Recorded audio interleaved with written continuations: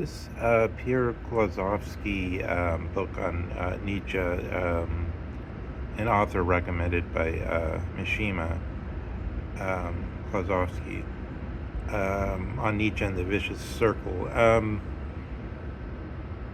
I suppose what I'm actually going to say is just sort of some tincture that is uh, caught my uh, the prism of my eye, and I'll just show it in the colors that have seemed um, intoxicating to myself, or Roush to myself, and therefore, I mean, I just sort of made a precursory reading, and the beginning was sort of had some kind of like thrilling flavor in it, and then it's sort of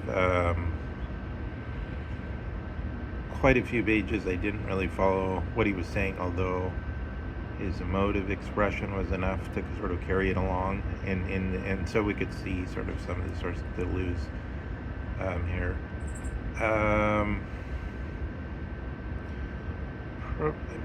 Sort of think I'll go look at it a little bit more. I'm sort of on the fence. There's something there. It's interesting, and also in addition, it's a source of part of our tradition. It's very much bogged down, though, I think, in this whole George Bataille. I mean, George Bataille, that's another one sort of on this side of the author of Thousand Plateaus, and the Schizophrenia and Capitalism book.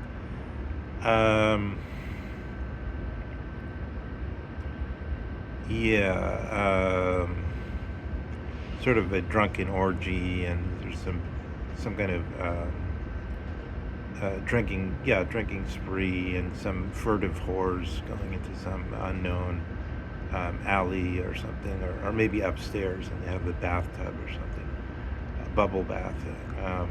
Who knows? This kind of Baudelaire sort of, I mean, I guess in the highest word, probably Jean Genet is the highest form of that. Ecstasy through some kind of Christian path, and in this case, the path that sort of flips Christianity around and tries to use its images, tries to prove how ribald the images are, how Falstaffian or whatever, which is in a way obvious and tedious. But it's also, sometimes it's good to, when it's actually exhibited with some skill. But okay, let me just focus on one thing that we could get at least some purchase on, is the issue of La Grégarité. So that struck me as one, we have a sort of interpretation in the Nietzsche and the Vicious Circle book of a primary, he's calling it I don't know, some people are saying the phantasm talk, which also, it's also interesting, I guess, maybe partially. I mean, it's interesting in that it points towards Derrida, who I think is, for me, more important than, I could take or leave Deleuze and these other authors. But I think, Derrida is also influenced here by this interpretation of Nietzsche. So we had the talk of the this phantasmic, and then one interpretation of the phantasmic is that it only applies to the key thought of a thinker, such as I mean, maybe they're the same. Heidegger suggests in his interpretation the return of the same, the eternal recurrence of the same, and the will to power, because it's the will to power that's being eternally recurring as the same. But what is the actual sort of Sprach beyond this. So, I mean, I guess just like analytically, we could just say if you have the Sprachspiel, Wittgenstein is saying there can be no private Sprachspiel or language game. And then the Sprachspiel is always like the thing Plato was so critical of, according to this way of thinking, according to Wittgenstein. It's a decay, it's a simulacrum. So that's another one of Klossowski's terms from the H and the Vicious Circle book, which has a rather vigorous afterlife in some sort of quarters of theory. Simulacrum. And the simulacrum is like Plato's criticism that language just sits there and it's not like the real situation. Especially in the Euthydemus, I think is the most powerful book showing the problem.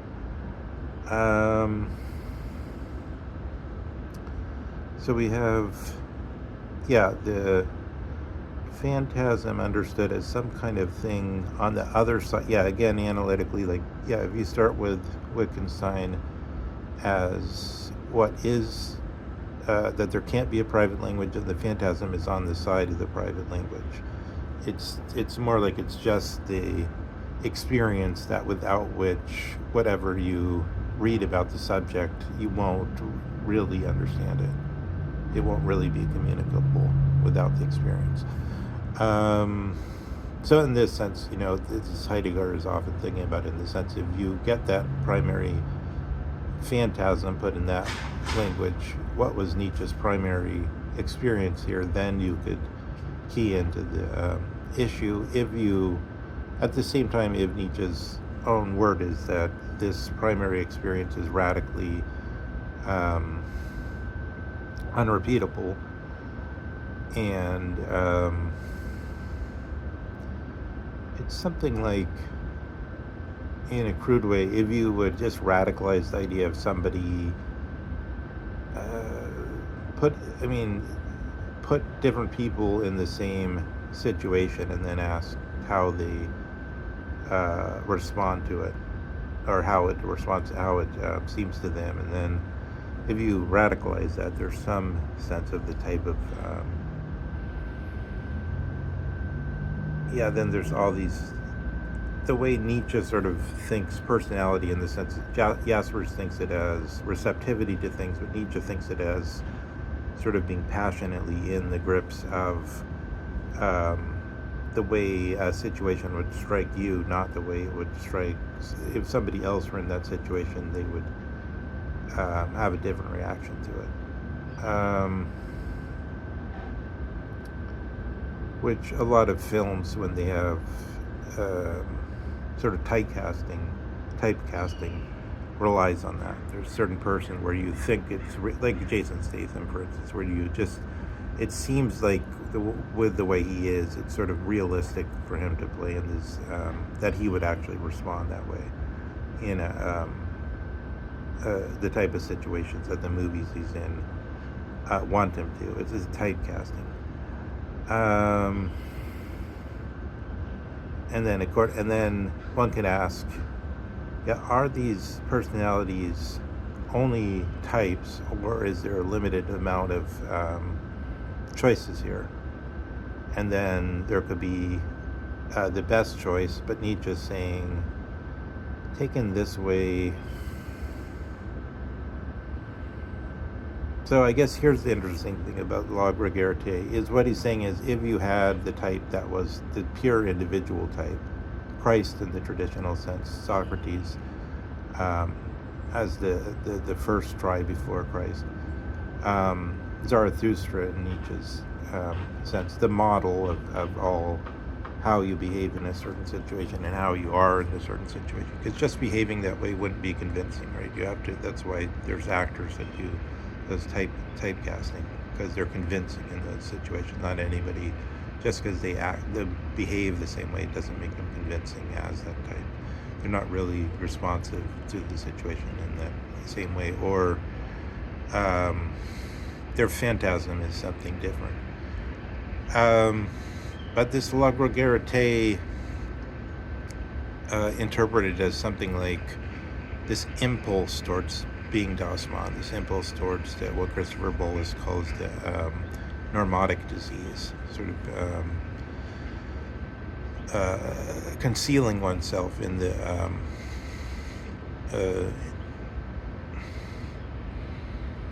in the standard interpretation most widely in power in the cave, as it were, at the time. The gregariousness. If this is set off against something like authenticity, clearly that's a big theme for Nietzsche. But I think what particularly struck me as interesting here is how he's basically thematizing liberalism as the gregarious society, the rise of the Biedermeier, the rise of the corporate society as the full force of the.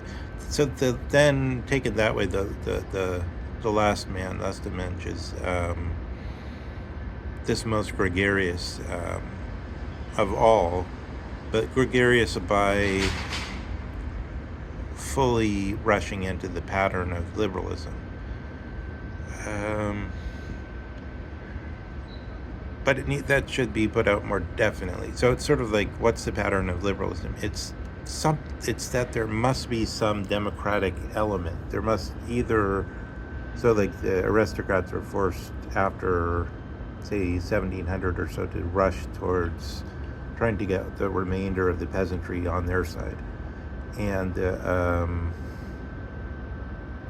the bankers and the people who were for the chapel, or put another way, for worship as a private affair,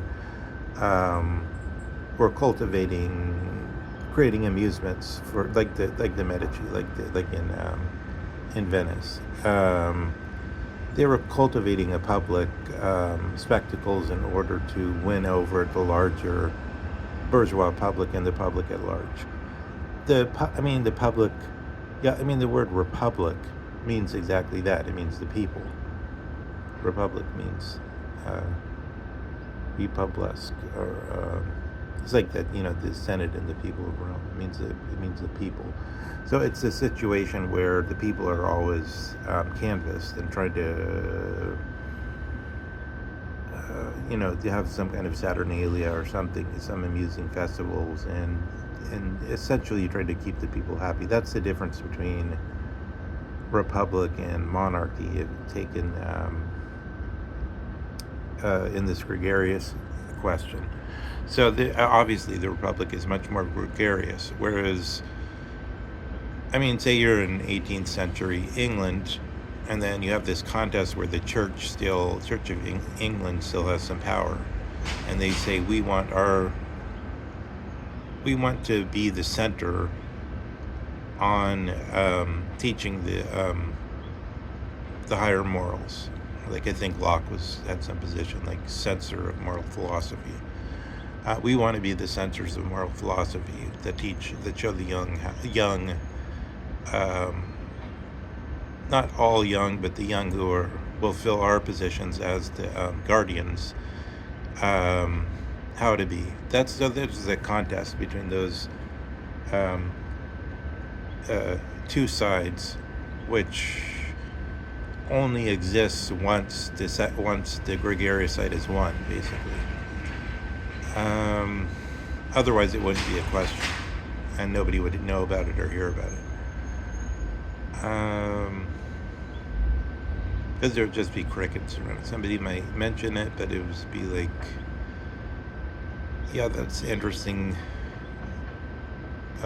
myth about something that supposedly happened 20,000 years ago in the Conan the Barbarian times or something. It wouldn't be real. So yeah, the gregariousness leads to the last man.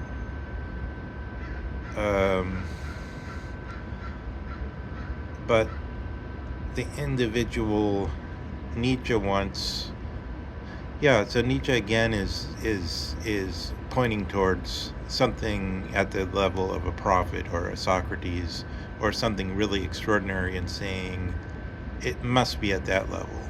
We can no longer play this game of only talking about the cosmos or the political understanding. I think it's in Herodotus. He says cosmos is a word used by the Spartans for, it's like what we would call today the Constitution, um, but only it wasn't written down, and it had to be repossessed um, by the few that kind of kept it alive periodically, like the seasons, the cosmos of the Spartans. Um, so that's kind of the area, I think, that where Nietzsche is saying, yeah, he's ready to leave everything behind for the sake of a real prophet. I think a real, you still have the dancing star within. We don't have to only draw from the tradition, is the way the Ubermensch is presenting himself.